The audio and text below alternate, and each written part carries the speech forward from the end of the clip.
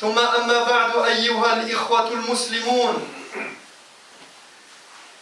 عن أنس بن مالك رضي الله عنه قال أن النبي صلى الله عليه وسلم قال إن لكل دين خلقا وخلق الإسلام الحياء إن لكل دين خلقا وخلق الإسلام الحياء فإن لكل قوم وأهل كل دين سجية سوى الحياء والغالب على أهل الإسلام الحياء لأنه متمم لمكارم الأخلاق وإنما بعث المصطفى صلى الله عليه وسلم لإتمامها.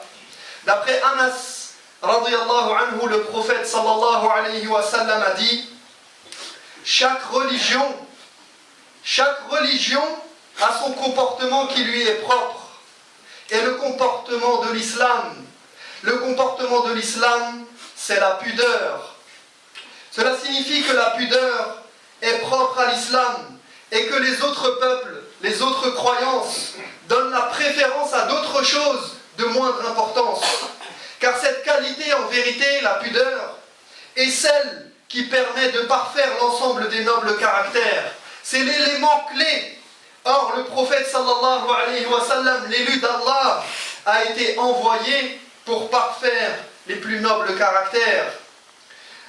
والحياء أيها الإخوة أيتها الأخوات تغير وانكسار يعتري الإنسان من خوف ما يعاب به ويذم وهو خلق يبعث على اجتناب القبيح من الأفعال والأقوال ويمنع من التقصير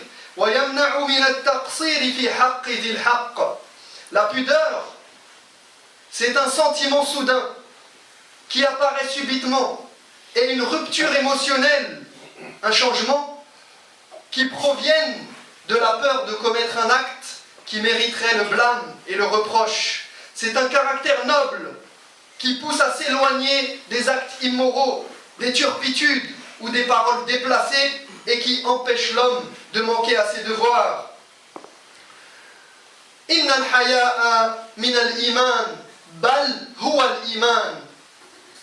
روى الحاكم في المستدرك على الصحيحين عن ابن عمر رضي الله عنهما أن رسول الله صلى الله عليه وسلم قال الحياء والإيمان قرنا جميعا فإذا رفع أحدهما رفع الآخر.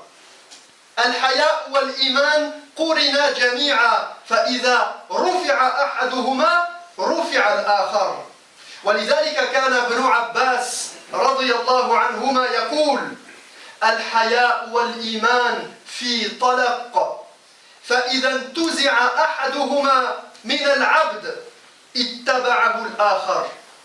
La pudeur, sachez que c'est une forme de foi. Et c'est même la foi elle-même. La pudeur, c'est la foi elle-même. Selon Ibn Umar, radiyallahu anhuma, le prophète sallallahu alayhi wa sallam a dit: la pudeur et la foi sont intimement liées.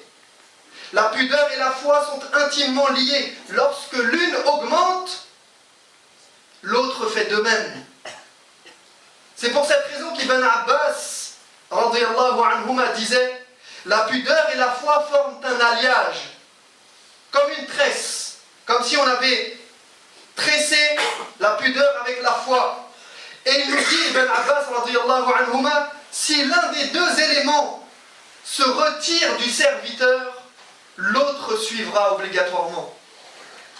Donc la pudeur et la foi sont inséparables, indissociables. L'une ne va pas sans l'autre. وعن أبي هريرة رضي الله عنه قال قال رسول الله صلى الله عليه وسلم الإيمان بضع وسبعون أو بضع وستون شعبة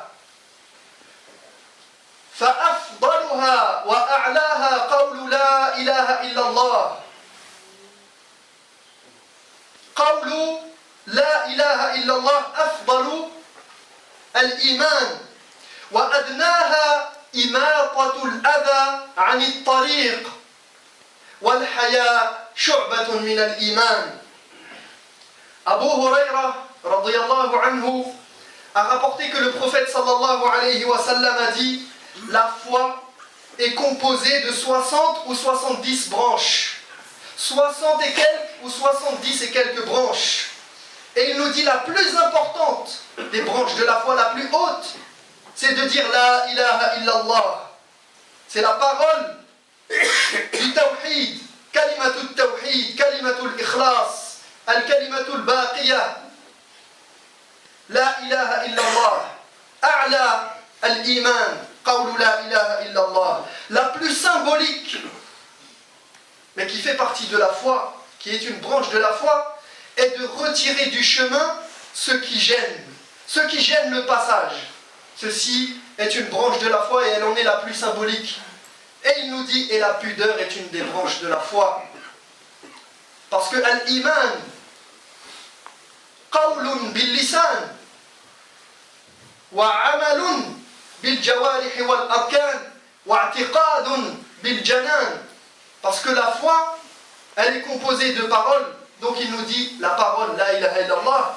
Ensuite il nous dit l'acte de retirer quelque chose qui gêne le passage. Donc il nous a orienté vers le fait que l'acte faisait partie de la foi. Et ensuite il nous dit al-qalb, al-shu'ur, al-i'tiqad, ma yajri fi al-nufus. Et il nous parle ensuite de la pudeur qui est un élément interne, intérieur. Donc tout ceci fait partie de la foi. قال إياس بن قرة كنت عند عمر بن عبد العزيز فذكر عنده الحياء فقالوا الحياء من الدين فقال عمر بل هو الدين كله. Iyas ibn Qurra a dit: un jour que je me trouvais auprès de Omar ibn Abdel Aziz, le sujet de la pudeur fut abordé. Et alors que les convives soulignaient que la pudeur faisait partie de la foi et de la religion, Omar intervint en affirmant: c'est même la religion tout entière. Donc la pudeur et la religion, ça marche ensemble. Là où tu trouves la pudeur, tu dois trouver la religion. Et là où tu trouves la religion, tu dois trouver la pudeur.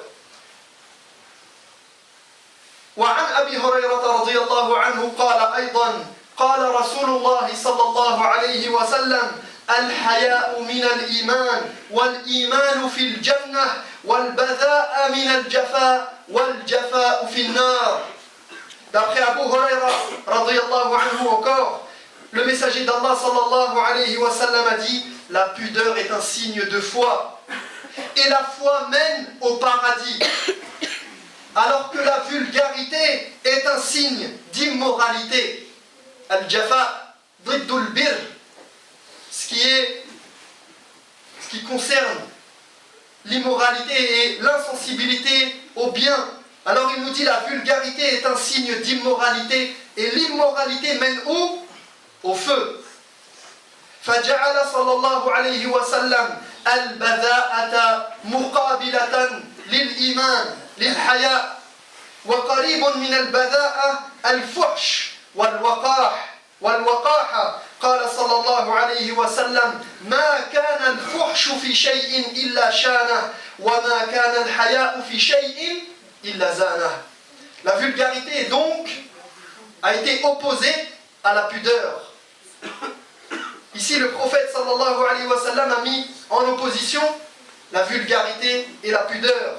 Or, l'obscénité et l'insolence sont très proches de la vulgarité. Et le prophète sallallahu alayhi wa sallam disait d'ailleurs: l'obscénité n'accompagne jamais une chose sans qu'elle ne vienne la gâcher. Et la pudeur n'accompagne jamais une chose sans qu'elle ne vienne l'embellir. Quand une personne est pudique, elle prend de la valeur, elle s'embellit. Mais au contraire, quand elle devient vulgaire, obscène, elle perd de sa valeur et devient affreuse. قال ابن القيم رحمه الله تعالى: وخلق الحياء من أفضل الأخلاق وأجلها وأعظمها قدرا وأكثرها نفعا بل هو خاصة الإنسانية فمن لا حياء فيه ليس معه من الإنسانية إلا اللحم والدم وصورتهما الظاهرة كما أنه ليس معه من الخير شيء. Ibn al-Qayyim a dit, la pudeur est l'une des plus belles qualités. C'est un attribut des plus nobles, des plus illustres et des plus salutaires. C'est même une particularité de l'être humain, de sorte que celui qui n'a pas de pudeur devient tel un morceau de chair et de sang inerte, et plus rien de bon ne sera à attendre de cette personne. ويقول ولولا هذا الخلق لم يقر الضيف ولم يوفى بالوعد ولم تؤدى الأمانة ولم تقضى لأحد حاجة ولا تحرى الرجل الجميل فآثره والقبيح فتجنبه ولا ستر له عورة ولا امتنع من فاحشة وكثير من الناس لولا الحياء الذي فيه لم يؤد شيئا من الأمور المفترضة عليه ولم يرعى لمخلوق حقا ولم يصل له رحما ولا بر له والدا. Et il continue Ibn al-Qayyim et nous dit, ainsi, sans la pudeur, sans cette noble qualité, l'invité serait négligé, la promesse serait manquée, la confiance serait trahie, aucune aide ne parviendrait aux plus démunis, plus personne ne serait en quête du beau et nul ne lui accorderait d'importance, plus personne n'éviterait la bassesse ou ne chercherait à couvrir sa nudité, nul ne s'interdirait les vilainies et nombreux failliraient à leurs devoirs et ne donneraient aucune considération aux droits des autres, rompraient les liens de parenté et se montreraient ingrats envers leur père et mère. فلولا الحياء إما من الخالق أو من الخلائق لم يفعلها صاحبها. En somme, nous dit Ibn al-Qayyim, sans la pudeur envers le Créateur ou envers les créatures, rien de tout cela n'aurait été accompli. أقول قولي هذا وأستغفر الله لي ولكم فاستغفروه إنه هو الغفور الرحيم. الحمد لله حمدا كثيرا كما أمر أشكره وهو الذي وعد المزيد لمن شكر. عباد الله اتقوا الله فيما أمر وانتهوا عما نهى عنه وزجر وأخرجوا حب الدنيا من قلوبكم فإنه إذا استولى أثر. وأشهد أن لا إله إلا الله وحده لا شريك له وأشهد أن محمدا عبده ورسوله صلى الله عليه وسلم.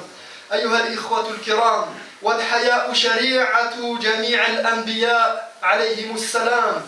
فعن أبي مسعود البدري رضي الله عنه قال النبي صلى الله عليه وسلم إن مما أدرك الناس من كلام النبوة الأولى إذا لم تستحي فاصنع ما شئت إذا لم تستحي فاصنع ما شئت. La pudeur est un caractère que tous les prophètes sont venus prôner.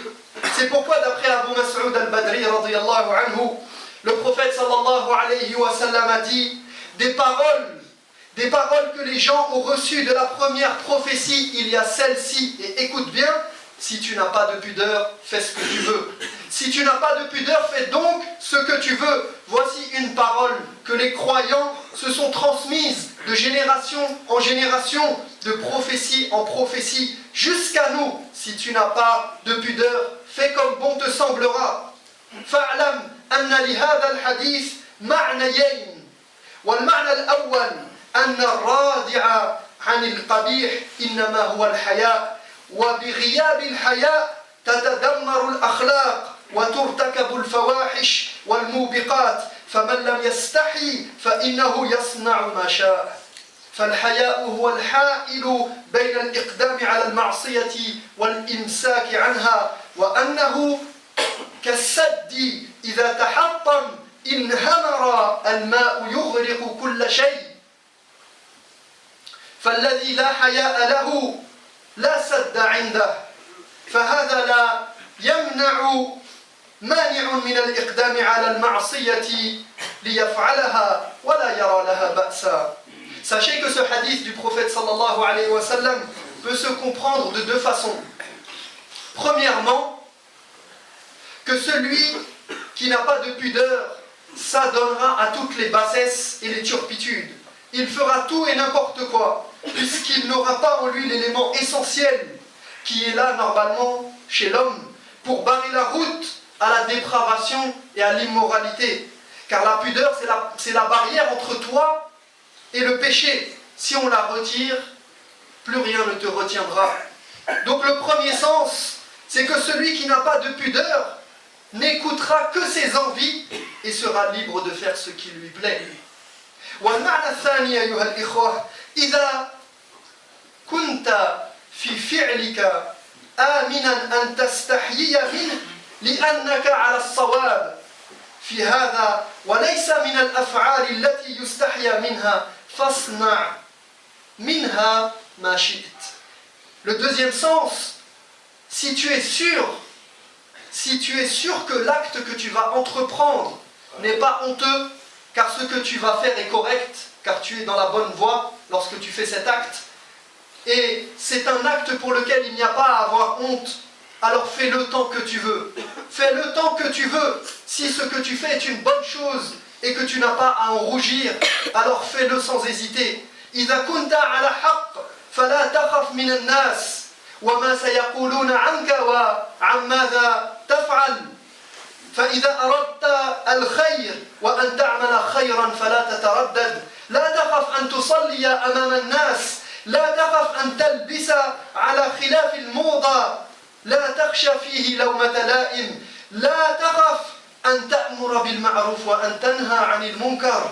C'est-à-dire, n'aie pas peur du regard des autres. N'aie pas peur du qu'en dira-t-on. Si tu dois faire le bien, si ce que tu fais est une bonne chose et que tu n'as pas à en rougir, alors fais le temps que tu veux, tant que tu voudras et où tu voudras. N'aie pas peur de faire la prière devant les autres. N'aie pas peur de t'habiller différemment des autres. N'aie pas peur de déroger à la mode et à ce qu'on veut t'imposer. N'aie pas peur de dire la vérité. N'aie pas peur de blâmer le mal. N'aie pas peur d'appeler au bien et d'appeler à Allah tabaraka wa ta'ala et à la voix de son prophète sallallahu alayhi wa sallam.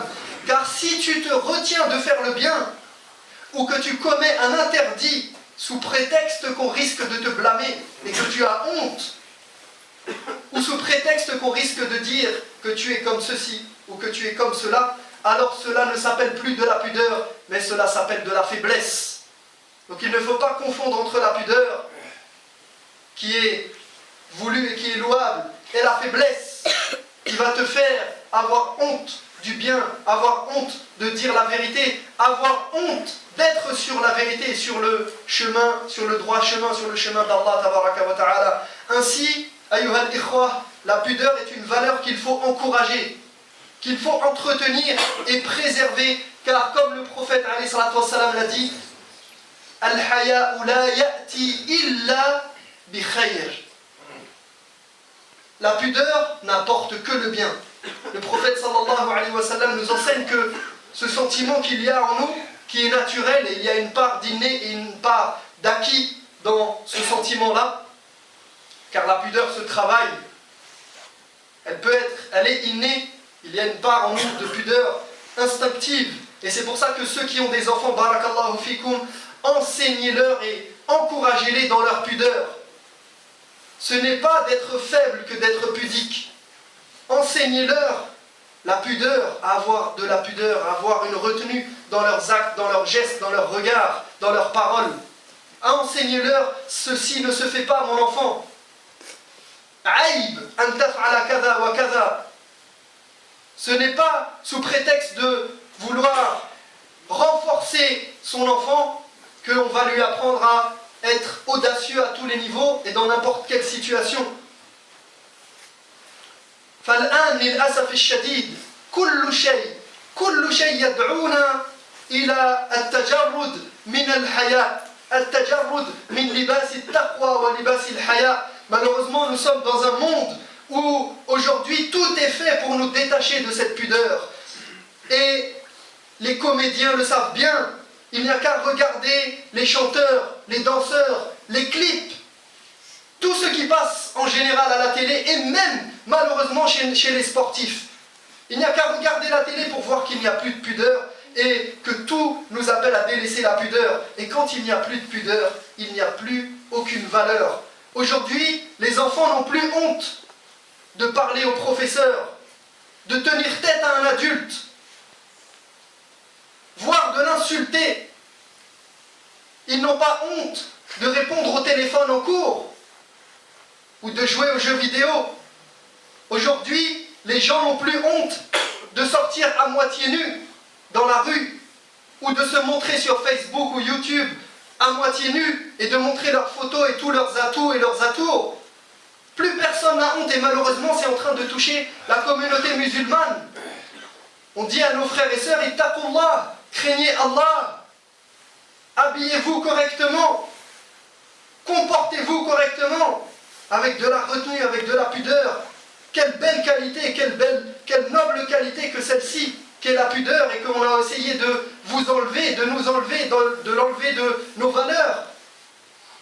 De la même manière, certains n'ont pas de pudeur lorsqu'ils parlent de la religion. Un sujet, une question si pointue et si sensible que si on avait posé la question à Omar ou à Abu Bakr, il aurait réuni Ahl Badr pour répondre à cette question, mais lui, en 3 minutes, il a réglé la question. Il te poste une petite vidéo sur YouTube de 20 secondes et il te dit voilà, c'est ça. C'est comme ça qu'il faut comprendre cette question. Ya akhi, taqillah. T'as pas honte de parler de choses que tu ne connais pas? De parler d'Allah sans aucune connaissance? Fattaqullaha ya ibadallah.